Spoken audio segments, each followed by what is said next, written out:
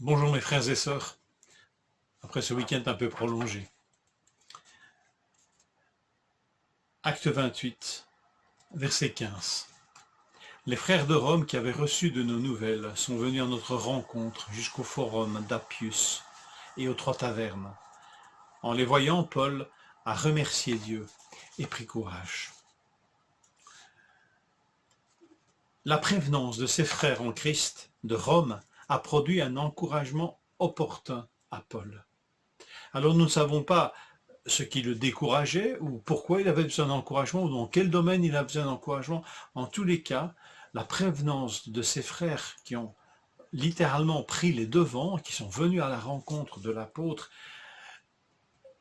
a produit un effet d'encouragement suffisamment percutant et puissant pour que Luc, l'auteur des Actes, nous le rapporte, inspiré par l'Esprit.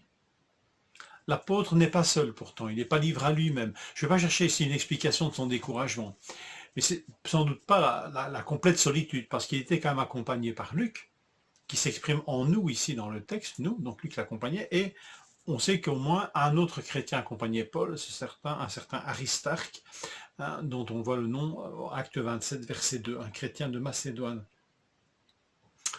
Alors, cette venue, cette prévenance, ce fait de venir au-devant, a profondément encouragé l'apôtre, qui n'était pourtant pas complètement seul ni isolé. Alors voilà, peu importe, le texte ne nous dit pas dans quel domaine il fut encouragé, mais on sait que c'est l'initiative de ses frères qui a produit cet encouragement. Alors, quelle puissance est à l'œuvre dans cette attitude de la prévenance? Faire les premiers pas, prendre des initiatives dans l'amour fraternel est d'une puissance extraordinaire. Bien sûr, soumise à l'Esprit Saint, motivée par l'Esprit Saint. Il y a parfois des initiatives qui sont malheureuses, qui peuvent s'apparenter parfois à une certaine invasion. Mais ce n'est pas de ça dont il est question ici. C'est cette capacité d'écouter l'Esprit Saint, de répondre à cette sollicitation qu'il peut nous mettre à cœur, et de ne jamais nous étonner qu'il nous incite à faire des premiers pas. Et peut-être des premiers pas qui ne sont pas attendus par une autre personne. C'est un petit peu ici le cas de Paul. Voilà cet homme qui débarque après un voyage bien mouvementé. Il ne connaît apparemment pas grand monde à Rome.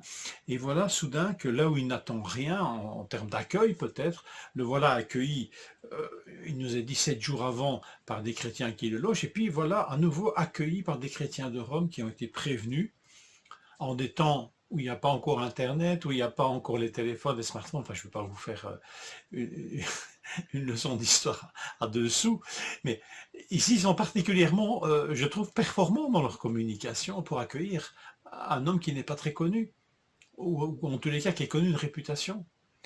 Et voilà, la communication passe bien, et finalement, elle est bien reçue, et elle débouche sur cette prise d'initiative de chrétiens qui viennent au-devant de Paul, leur montrant là un amour fraternel et une démonstration d'affection qui est la mieux venue, qui est la bienvenue, et probablement qui produit des fruits au-delà de ce qu'eux-mêmes attendaient.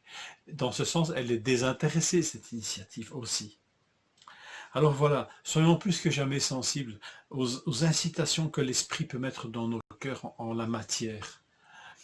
Euh, je vois fleurir, et avec beaucoup de joie, au travers des réseaux sociaux, des initiatives prises par des chrétiens de notre Église ou d'autres, où l'on voit des initiatives prises dans la communication, dans des petits gestes, dans des prises de nouvelles, etc., ou dans des partages de sujets de prière.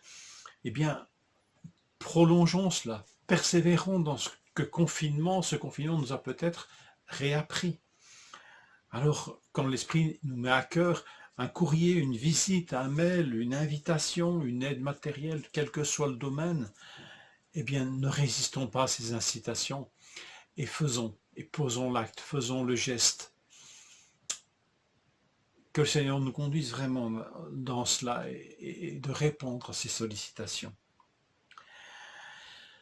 Le verset 31 qui termine le chapitre des Actes. Il prêchait le royaume de Dieu et enseignait ce qui concerne le Seigneur Jésus-Christ avec une pleine assurance et sans obstacle.